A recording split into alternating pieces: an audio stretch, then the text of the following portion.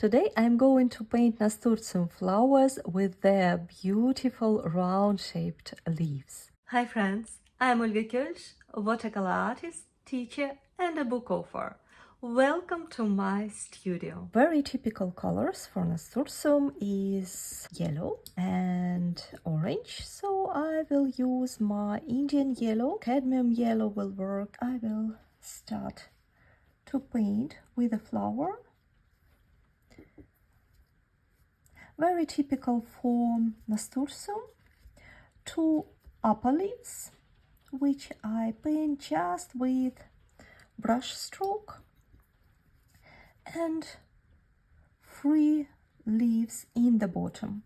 I try to connect everything in the middle, but of course the petals downstairs, they are overlapping, so I just basically slide my brush and then I lift my brush to paint those petals. It's all about brush strokes. And then you can correct slightly the shape, adjust it, maybe a little bit more on that and that one. Then I would like to emphasize the middle. I will take my cadmium orange, pretty creamy right from the palette, and add a bit of boldness right in the middle. I can wash my brush, dry it with a paper towel, and drag out this bold paint onto the petals. I try to move my brush and my hand in a little bit curvy ways, so the veins will be also very nice, organically curved. I can add a couple of brighter colors around to make the flower more intricate, more interesting. Now let's add a flower which is tilted so we can see it from the back, from the side. Cone shape. And very typical for nasturtium flowers, they have this funny tail, and again I'm just sliding my brush, creating this pretty simple cone shape, and I grab my cadmium orange and add a bit of boldness to the bottom. You can also play around with reds, add maybe a couple of cadmium red in the very middle. Now let's paint a slightly bigger flower, and for the other one I will mix cadmium orange for the variety. Let's make different flowers. I will switch my brush to a slightly bigger one. Then again, firstly I find the middle of the flower. Let it be somewhere here. Upper petals, you can just slide your brush like this, and another one, and then correct the shape. Bring everything to the middle, and three bottom petals. Slide in the brush, lifting up the brush, slide in the brush, and lifting up the brush. And then you can correct the shape. And add some brightness. I will use another brush just for that. I will use cadmium red, and with very creamy mix I start to add it into the middle, and it will spread by itself. You can just enjoy the view. And with the tip of my brush I will repeat the same trick. I just drag out the brighter color onto the petals. So I use what I have on my flower, on my paper, to create these extra details. Already pretty lovely. Now comes the greenery part. If you have ready-made greens like hookah green dark, you can use them. And if you don't, you can take phthalo green, which looks super bright, unusually bright, but if you follow me, you know I like this paint to be mixed with burnt sienna, because then it will create very dark, intense sage green. But it's if you have ready-made green which you like, absolutely fine to go with that. What's typical for the leaves, although they look round shaped, but if you look closer it's more like pentagon, 5 corners shape, but very, very soft rounded ones. So I just use my brush, the body of the brush, I slide it around and I create this shape. I can leave a small little white spot of paper in the middle or around the middle of the leaf, also very typical for Nasturtium. I want to create nice edge like this. I can also add a drop of orange while the wash is still wet. Now comes the trick, how we are going to paint veins. Of course, the easy way is to wait until it dries and then paint over with darker color. But what's typical for Nasturtium is that the veins are very bright and light. Therefore, I washed my brush, my thin brush. I remove a little bit of water, and then I have just water in my brush, in the hairy part. I paint over. I make my brush stroke with brush loaded just with water, and the trick is that water pushes aside the particles of the paint, and that will create these nice light lines. I want to have a bit of different shade. For another green leaf I will use hookah green, a bit of a smaller leaf. But same principle, almost rounded shape, small white spot of untouched paper, and then you just create nice leaf,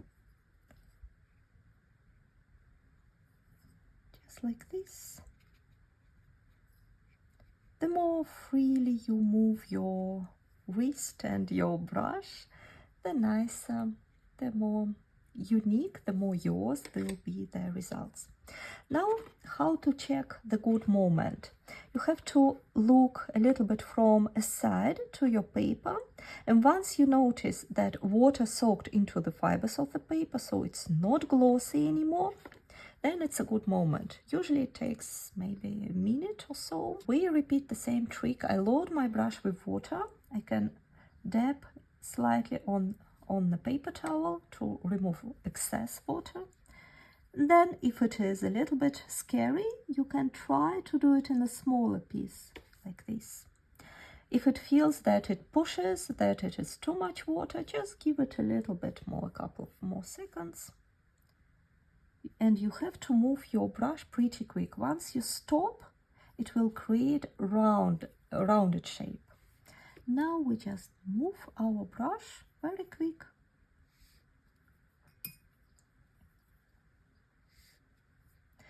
You see, in the dry areas it creates more precise strokes, and if we have a little bit too much water, it will pushes it much. Now let's leave those to dry and let's add one more on the top. I want to create it even bolder, juicy and creamy, and let's create some shape. Don't forget about small little spot of white paper. We can make this leaf a little bit tilted.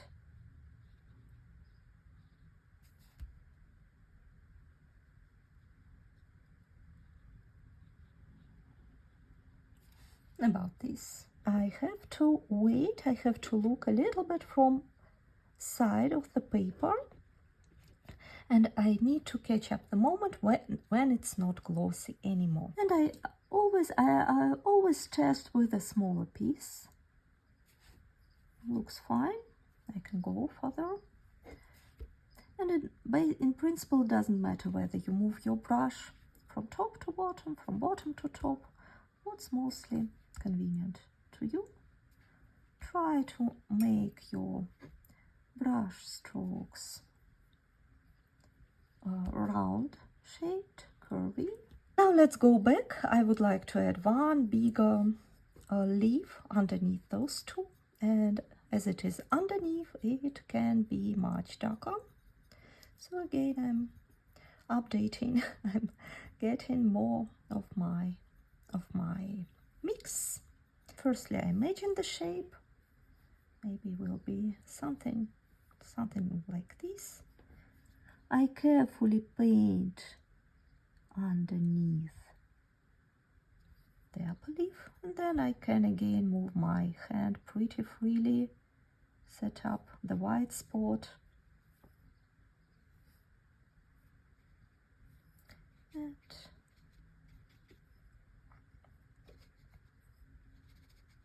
and just with wiggling moves of my brush, I am creating a rounded shape, but still I keep in mind that is a little bit pentagon. And again, give you a couple of minutes. It depends on how dry is the air at your place. With the tip of the brush, test all right, and then more. Every time I lift my brush, I wash it out and reload again with water. Otherwise, it would not be enough. So never try to do all the leaf just with one go. See, always lift your brush, go into the water, go back to the paper. Right here, the paper is still wet. I think would be a good moment to add a couple of touches of orange, red orange.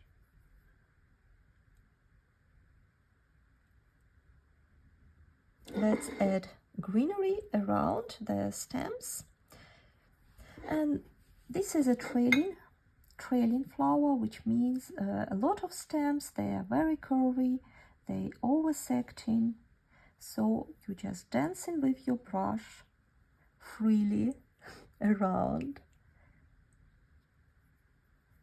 And I always try to make a little bit different mix, a little bit lighter or a little bit darker, so for the variety.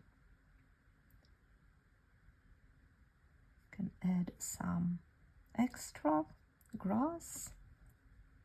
You can always add maybe one more extra leaf, which will be hidden underneath the petals about this, but we still keep in mind this rounded shape.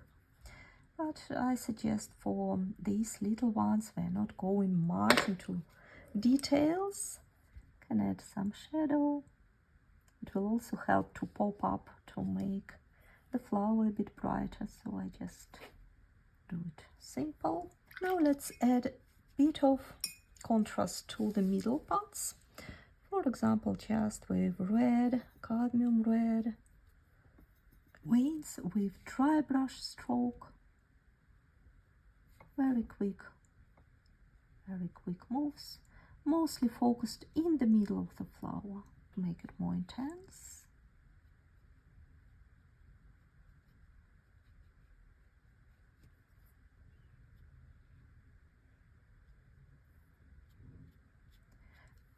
I have my burnt sienna. I would like to add just a couple of dots into each middle to emphasize the middle. Middle is a very important part of the flowers, always very attractive, and we should not forget about it. We shouldn't forget how to make it even more attractive. I can also add a couple of bold brush strokes on the top if you like.